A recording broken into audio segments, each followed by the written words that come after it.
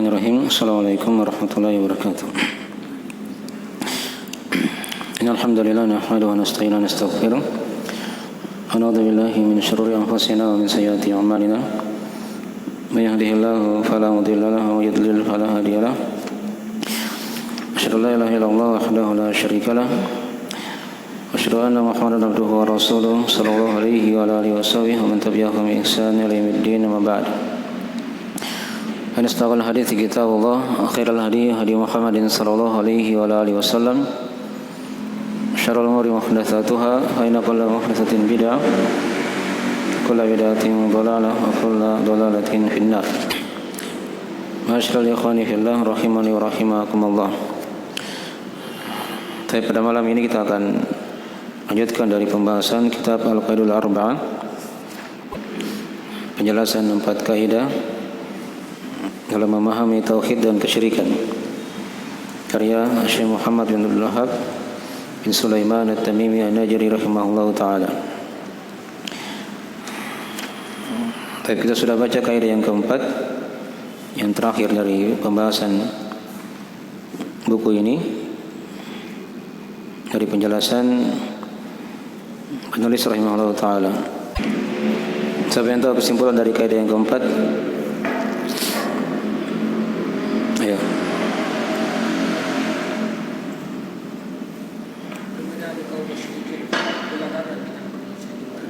Ya, jadi di sini Syekh ingin terangkan kepada kita perbedaan antara kaum musyrikin di masa dahulu dan kaum musyrikin di masa sekarang.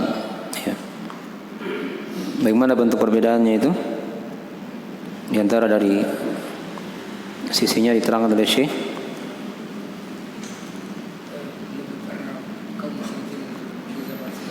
Ya.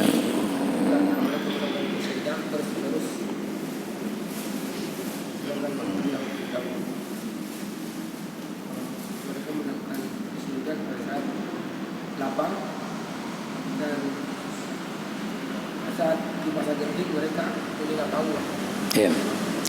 Beliau sudah terangkan satu sisi, ya, bahwasanya kesyirikan kaum musyrikin di masa sekarang itu lebih parah daripada kesyirikan kaum musyrikin di masa dahulu. Ya. Karena kalau kesyirikan kaum musyrikin di masa dahulu itu, mereka berbuat kesyirikan di masa apa? Lapang saja, tenang, tentram. Ya.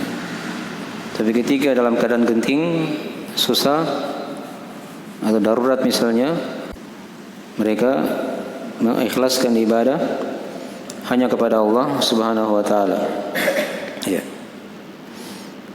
Itu dari kaum musyrikin di masa dahulu, ya. Adapun kaum musyrikin di masa sekarang, kesyirikan mereka itu terus-menerus. Ya, di masa lapang walaupun di masa apa? Susah. Bahkan di waktu susah itu lebih parah kesyirikannya, semakin besar. Ya.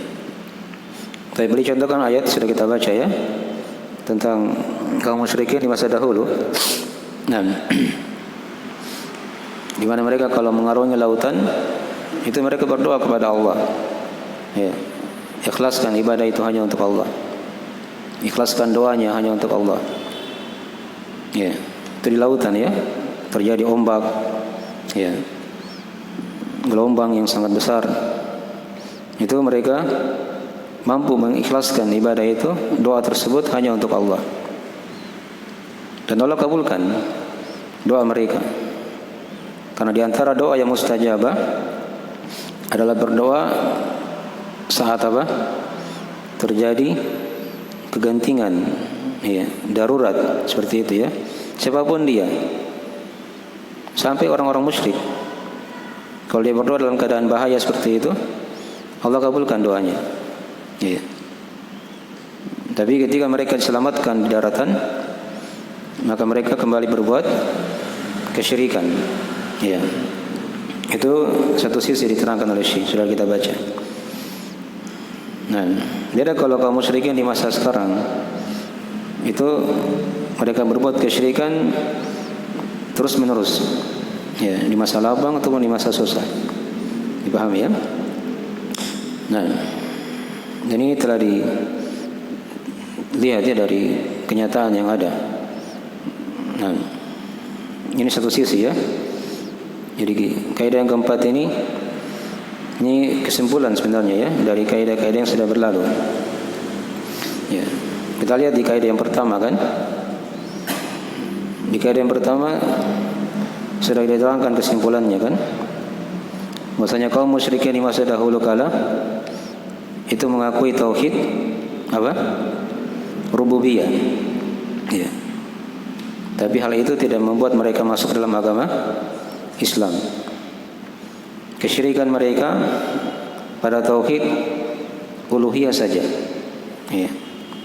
Jadi rububiyah mereka tetapkan. Allah yang Maha Mencipta, menguasai, mengatur, menghidupkan, mematikan, dan seterusnya. Nama dan sifat juga mereka tetapkan. Ya.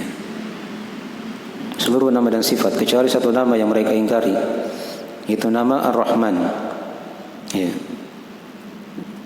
Itu nama Ar-Rahman. Itu diterangkan di surah Al-Furqan. Ya. Kesyirikan mereka hanya pada tauhid uluhiyah saja. Itu kaum musyrikin di masa dahulu. Ya. Kalau kaum musyrikin di masa sekarang, ya, kesyirikan mereka itu pada seluruh jenis tauhid. Ya. Seluruh jenis apa? Tauhid. Pada rububiyah, pada uluhiyah, pada nama dan sifat. Ya. Ada yang minta di kuburan ya, mereka pergi minta rezeki. Bukan diminta kepada Allah, tapi diminta kepada penghuni kubur. Minta panjang umur. Sama orang-orang mati misalnya kan. Ya.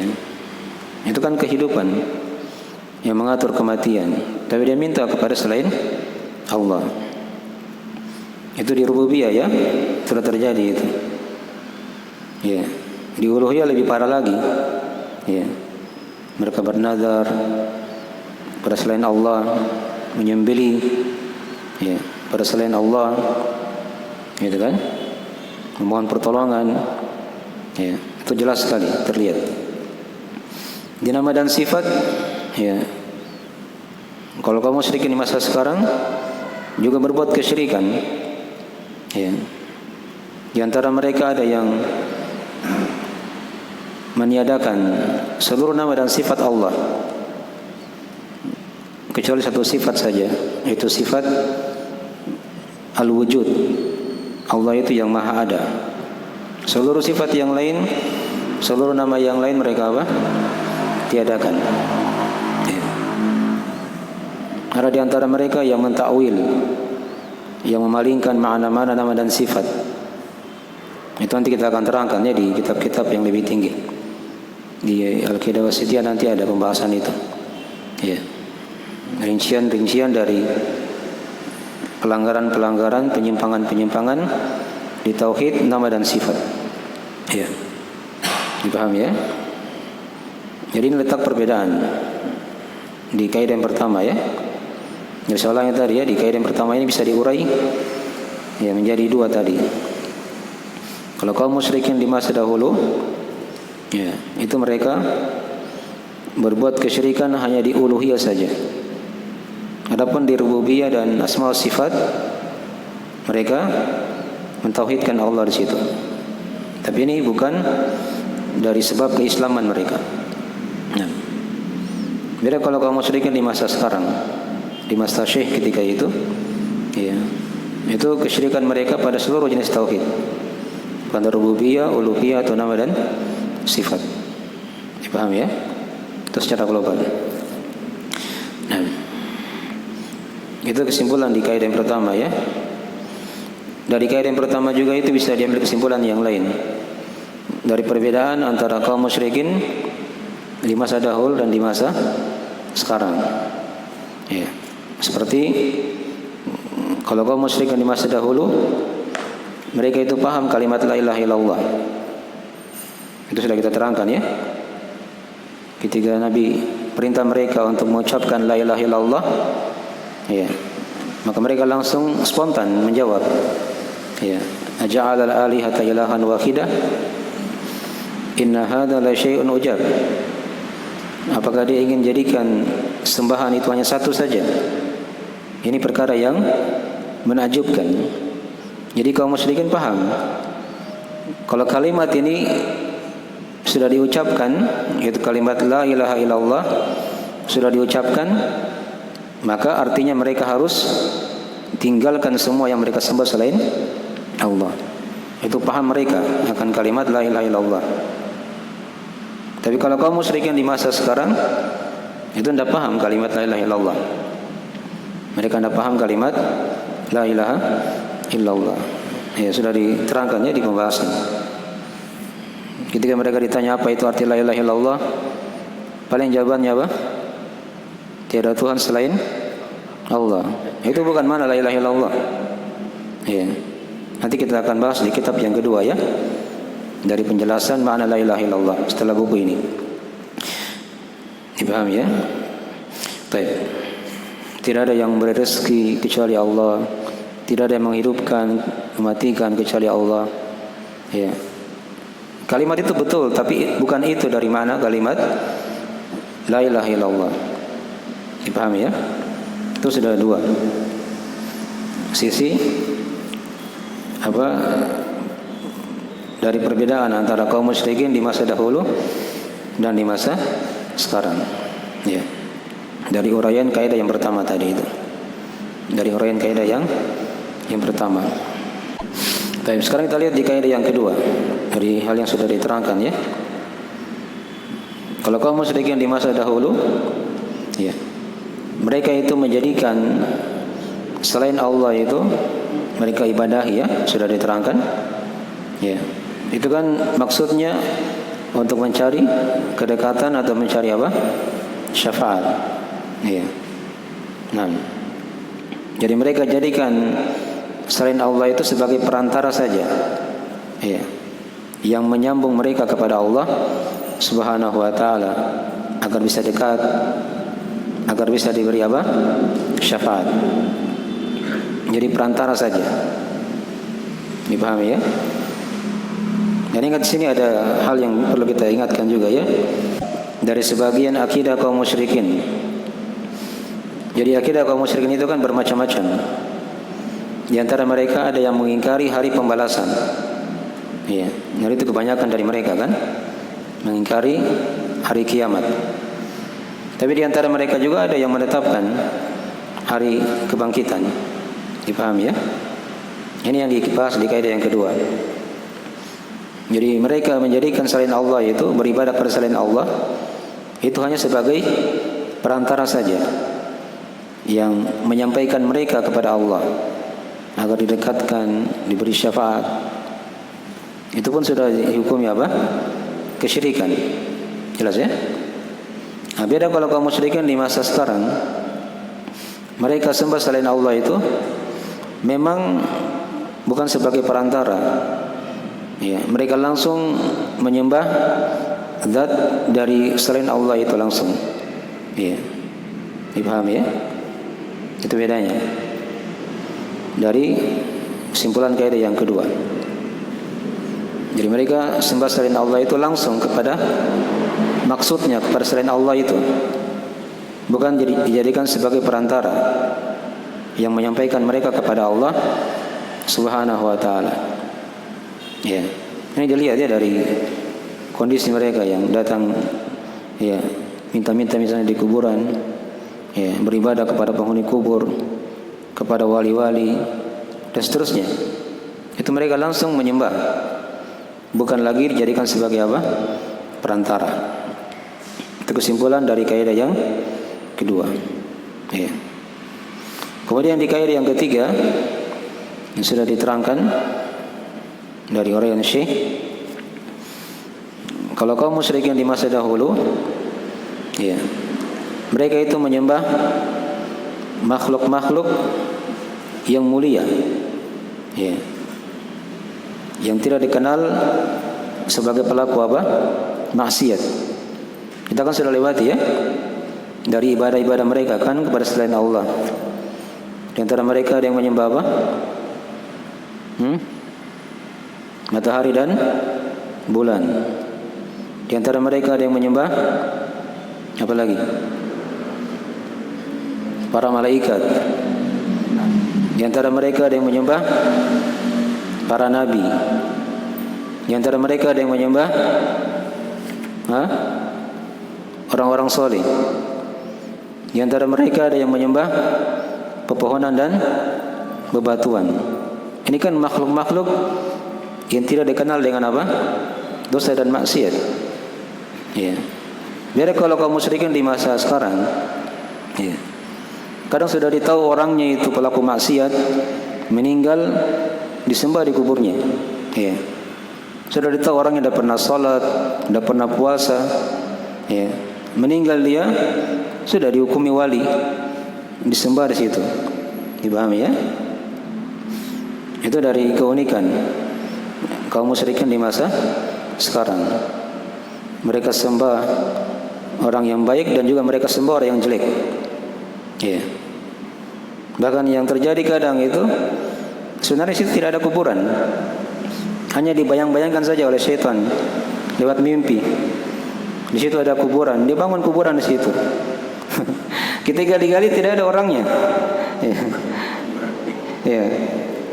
Dan itu sudah terbukti. Ada kasusnya di sebagian daerah itu dibongkar. Tidak ada apa-apa di situ. Ya. Hanya digambarkan saja oleh syaitan. Ya. Ada isinya di situ itu. Ada orang mati. Ya. Padahal tidak ada orang. Ya. Dipahami ya? Itu keunikan dari kaum musyrikin di masa sekarang. Lebih parah kesyirikannya daripada kaum musyrikin di masa dahulu. Dipahami ya? Baik. Sudah berapa sisi itu? Tadi di kaidah yang pertama diuraikan tadi bisa dua sisi. Di kaidah yang kedua tadi diuraikan satu sisi, perbedaan kan? Di kaidah yang ketiga satu sisi juga, sudah 4. Ya. Di kaidah yang keempat sudah diterangkan tadi. Ada sisi yang lain kan? Dari perbedaan. Kalau kaum musyrikin di masa dahulu itu kesyirikan mereka ya hanya di waktu lapang saja. Ya, tenang, tentram, di waktu aman, ya, mereka berbuat kesyirikan. Tapi di masa bahaya, di masa genting, di masa susah, mereka berbuat atau mereka mampu mengikhlaskan ibadah itu hanya kepada Allah Subhanahu wa taala. Jelas ya? Jadi kalau kaum musyrikin di masa sekarang, ya, mereka berbuat kesyirikan itu terus menerus selama-lamanya. Di masa lapang dan di masa susah. Dipahami ya? Syekh sudah berikan contoh di situ ya, ayat-ayat, atau Syekh sudah berikan contoh di situ di antara ayat yang menjelaskan dari bentuk kesyirikan mereka di waktu lapang, tapi di waktu susah ya mereka justru mengikhlaskan ibadah itu hanya kepada Allah Subhanahu wa taala. Dipahami ya? Baik. Ada ayat-ayat yang lain yang mirip dengan ini ya. Kita bawakan, bisa kita bacakan di sini. Dari tadi kan ayat di surah Al-Ankabut. Beliau bawakan di situ ya. Nah, ada ayat yang lain yang diterangkan juga oleh para ulama dalam masalah ini. Baik, ada ayat yang lain di surah Yunus ayat 22 sampai 23 ya. Mirip dengan ayat yang dibawakan oleh penulis di sini. Ya. Dikatakan oleh Allah Subhanahu wa taala, "Hatta idza kuntum fil fulki wa jarayna bihim birihin thayyibah wa farihu biha ja'at harihun 'asifun wa ja'ahumul mawju min kulli makanin wa dhannu annahum ukhita bihim da'a Allaha mukhlishina lahud-din la in anjana min hadhihi lanakunanna minasy syakirin falamma anjahum idahum yabghuna fil ardi bighairil haqq." Ya. Kata Allah, ya, hatta idza kuntum fil fulk, sampai jika kalian berada di perahu, di kapal, ya, wajarayna bihim birihin thayyibah, ya, dan perahu itu berjalan dengan angin yang baik, ya, bagus cuacanya, ya. Wa wa farihu biha, dan mereka bergembira dengannya. Ya. Ja'at harihun asif, tiba-tiba datang angin yang membawa badai. Ya. Nah, wa ja'ahumul mauju min kulli makan, dan ombak yang gelombang yang besar itu mendatangi mereka dari segala penjuru, dari segala penjuru. Wa dhannu annahum muhita bihim, dan mereka sudah yakin akan dikepung oleh ombak ini. Tidak ada jalan lain untuk lari. Ya. Maka apa mereka lakukan ketika itu? Kata Allah, da'allaha mukhlishina lahuddin. Mereka berdoa kepada Allah, ikhlaskan ya, agama itu hanya untuk Allah. Apa kata mereka? La in anjana min hadhihi lanakunanna minasyakirin. Ya. Andai kata engkau selamatkan kami ya Allah dari lautan ini, ya, dari gelombang ini, maka kami pasti akan menjadi orang-orang yang bersyukur. Ya. Ini kata kaum musyrikin ya, di kondisi gelombang lautan begitu, sudah dikepung mereka. Itu dari perkataan mereka. Andai kata engkau selamatkan kami ya Allah dari gelombang ini, dari lautan ini, maka kami pasti menjadi orang-orang yang bersyukur. Tapi apa kata Allah?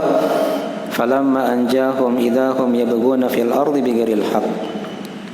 Tatkala Allah selamatkan mereka ya ke daratan ya, maka seketika itu mereka berbuat pelampauan batas lagi di muka bumi tanpa hak. Ini ayat yang mirip ya dengan ayat yang telah dibacakan tadi itu. Itu ayat surah Yunus ya, ayat 22 sampai 23. Ya. Baik. Ada ayat yang lain lagi di surah An-Nahl ayat 53 ya sampai 55. Mirip juga ini. Surah An-Nahl ayat 53 sampai 55. Dikatakan oleh Allah Subhanahu wa taala, "Nam. Tsumma idza massakumud dhurru fa ilaihi taj'arun. Tsumma idza kashafa ad-dhurru 'ankum idza fariqun minkum bi rabbihim yusyrikun." Ya. Kemudian kata Allah, jika bahaya itu menimpa kalian, maka hanya kepada Allah kalian meminta pertolongan. Hanya kepada Allah kalian meminta pertolongan. Ini bahaya datang ya kepada mereka. Itu kondisi kaum musyrikin. Kemudian ketika bahaya menimpa kalian, maka hanya kepada Allah kalian memohon pertolongan. Iya. Kemudian ketika Allah singkap menghilangkan bahaya itu dari kalian, maka tiba-tiba sekelompok dari kalian itu berbuat kesyirikan lagi. Berbuat kesyirikan. Dipaham ya? Ini ayat yang lain lagi ya. Sudah 3 ayat kita bacakan. Baik. Ayat yang keempat ada ayat di surah Al-Isra ayat 67. Ya. Al-Isra ayat 67. Dikatakan oleh Allah Subhanahu wa taala, "Wa idza massakumud dhurru fil bahri dhalla man tad'una illa iyyah. Falamma najjakum ilal barri a'radtum wa kana al-insanu kafura." Ya.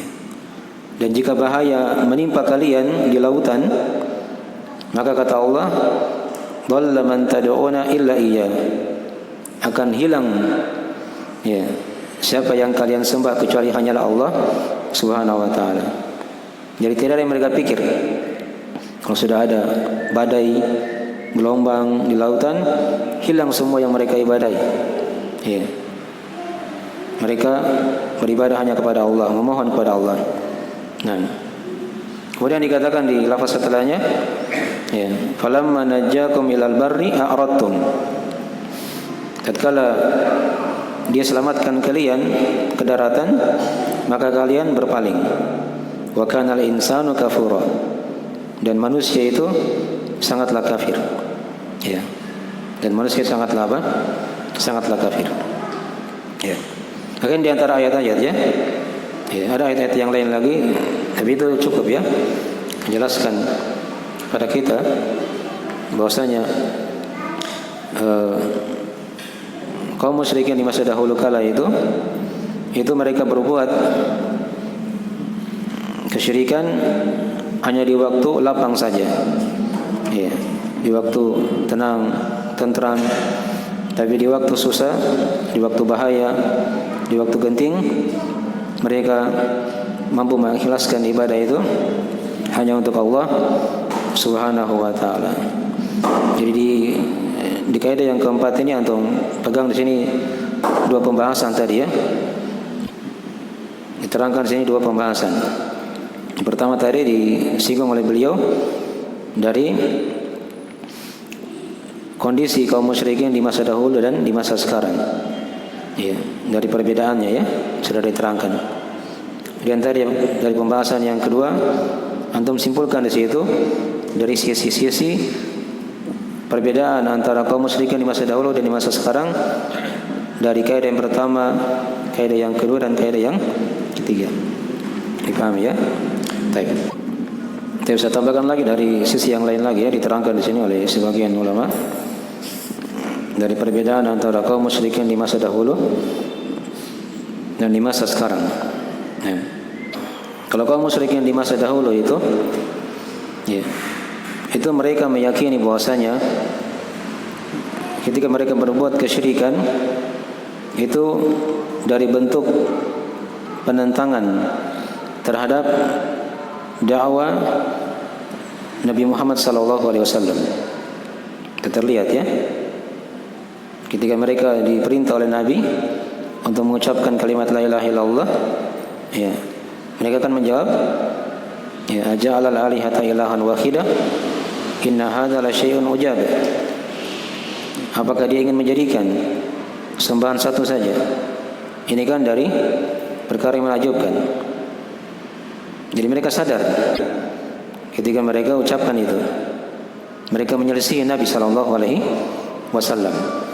Dan itu mereka yakini. Ya, beda kalau kaum musyrikin di masa sekarang. Ya, mereka gambarkan seakan-akan itu mereka itu berada di atas kebenaran. Ya, berbuat kesyirikan, tapi dia gambarkan dirinya seakan-akan berada di atas kebenaran. Dipahami ya? Itu perbedaan juga dari perbedaan antara kaum musyrikin di masa dahulu dan di masa sekarang.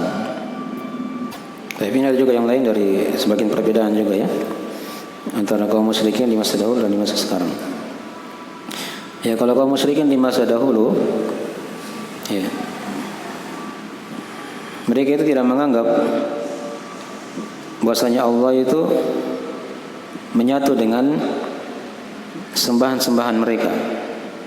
Ya, itu keyakinan mereka ya kaum musyrikin di masa dahulu. Mereka tidak menganggap Allah itu ada bersatu dengan sembahan-sembahan mereka. Jadi mereka sembah matahari, bulan, orang-orang soleh itu kan, dari kalangan para nabi, ya, para malaikat, ya, pepohonan, bebatuan, itu mereka yakini. Jadi sembah selain Allah ini kan, di situ tidak ada di situ Allah. Maksudnya dalam diri makhluk tadi itu ya, tidak ada Allah di situ. Allah lain. Allah tinggi di atas arsy. Itu mereka yakini kan, sudah kita terangkan juga. Mereka menetapkan adanya arsy. Ya. Tapi beda kalau kaum musyrikin di masa sekarang. Ya. Kalau kaum musyrikin di masa sekarang, ya, itu mereka meyakini dari sebagian keyakinan mereka itu pada makhluk yang mereka sembah itu, di situ ada Allah Subhanahu wa taala. Ya. Di situ ada Allah Subhanahu wa taala. Ya. Ini kesyirikannya lebih parah daripada kesyirikan kaum musyrikin di masa dahulu. Ya. Jadi ada akidah yang mereka pegang, yaitu kalau di masa sekarang itu akidah Allah bisa bersatu dengan makhluk. Iya. Itu dari keyakinan mereka ya. Allah bisa bersatu, menyatu dengan apa? Dengan makhluk. Ya, yang mereka sembah selain Allah itu, di situ ada Allah juga bergabung. Itu letak kesyirikan mereka. Lebih parah daripada kesyirikan kaum musyrikin di masa dahulu. Ya. Nah, kemudian dari sisi yang lain lagi, dari perbedaan yang lain, dari perbedaan antara kaum musyrikin di masa dahulu dan masa sekarang, ya. Kalau kaum musyrikin di masa dahulu, ini pada sebagian kondisi mereka ya, bukan semuanya ya. Kalau mereka meminta kepada sembahan mereka selain Allah itu, pada sebagian kondisinya itu mereka meminta hajat-hajat dari keperluan dunia. Dari keperluan apa? Dunia saja. Walaupun tadi ada sebagian dari mereka yang meminta dari keperluan akhirat juga ya. Nah, tapi kalau kaum musyrikin di masa sekarang, ya, mereka meminta kepada selain Allah itu semua hajatnya, ya, hajat dunia dan hajat apa? Akhirat. Itu juga dibahas ya oleh sebagian ulama, menjadikan sebagai letak perbedaan. Nah, letak perbedaan. Baik. Sekarang itu dari akhir pembahasan kita ya. Antum simpulkan nanti ya dari pembahasan-pembahasan yang sudah diterangkan tadi itu. Dari Syekh beliau sebutkan berapa? 1 kan di kaidah yang keempat. Sudah kita tambah di kaidah pertama ada 2. Kaidah yang kedua 1 lagi. Kaidah yang ketiga 1. Sudah 5 ya. Dari perbedaan. Tadi juga ditambahkan juga oleh ulama yang lain. Ada sisi-sisi yang lain tadi ya, yang sudah diterangkan dari perbedaan itu. Baik.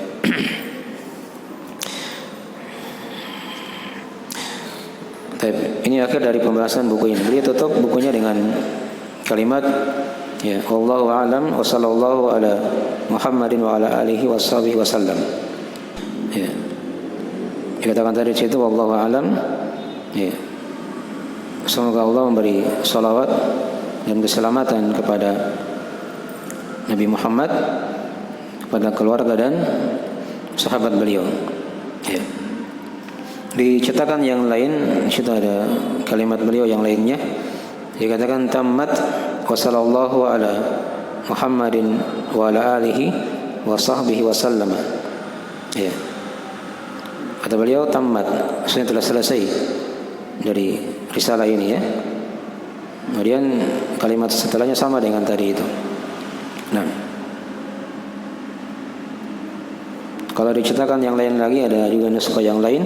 Wallahu a'lam tammat bihamdillah. Ya.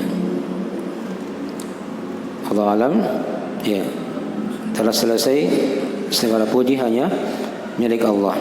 Baik. Mungkin dari ucapan-ucapan beliau yang terakhir dari pembahasan buku ini. Ya. Nanti berikutnya kita masuk di kitab yang kedua dari pembahasan buku yang kita akan kaji, yaitu kitab Mana la ilaha illallah.